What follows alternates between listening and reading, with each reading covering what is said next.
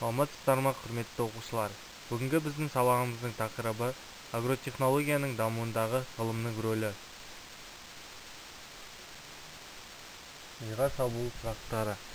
Ауыл шаруашылығы өнімін сіз қалай түсінесіз? Қала тұрғындарының өмірінде ауыл шаруашылығы өнімдері қандай рөл атқарады? Ауыл шаруашылығының дамуына қандай ғылымдар әсер етеді?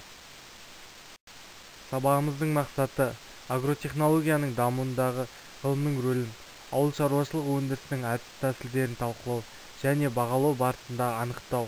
Агротехнологияның дамуындағы ғылымның рөлін анықтау мақсатында шығармашылық идеяларды дамыту мен іске асыруды өз бетінше таңдаған ақпарат көздерін қолдану.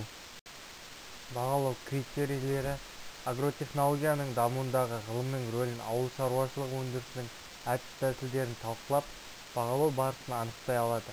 Агротехнологияның дамуындағы ғылымның рөлін анықтау мақсатында шығармашылық идеяларды дамыту мен іске асыруды өз бетінше таңдаған ақпарат көздерін қолдану жолдарын біледі. Сіздерге сабағымызға байланысты видеороликтің сілтемесін жіберемін. Видеоны қарап, осы сұрақтарға жауап алатын боламыз. Жалпы агротехника дегеніміз ауыл шаруашылық дақылдарын егіп өсіру тәсілдерінің жүйесі.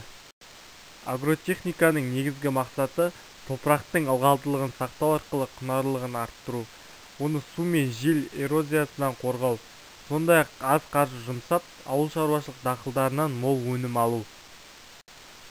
Агротехниканың негізгі атқаратын шаралары ауыспалы егісті пайдалану, яғни егісті жыл сайын ауыстырып тұру қажет.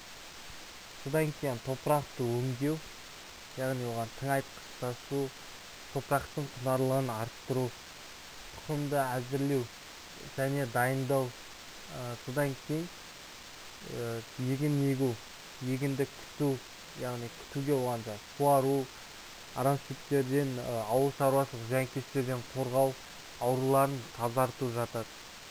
Негізінен ауыл шаруашылығы ғылымдарына агрономия, зоотехника, егіншілік, агрохимия, ветеринария, тұқымтану, орман өсіру, өсімдік өсіру ғылымдары жатады. Сабақ соңында сіздерге тәжірибелік жұмыс ұсынамын. Ауыл шаруашылық өндірісінің дамуына физика, химия, биология және басқа да ғылымдардың қосатын үлестері туралы анықтап, бүкіл сыныпқа таныстырылым жасау. Сабағымыз аяқталды. Назарларыңызға рахмет. Сау болыңыздар.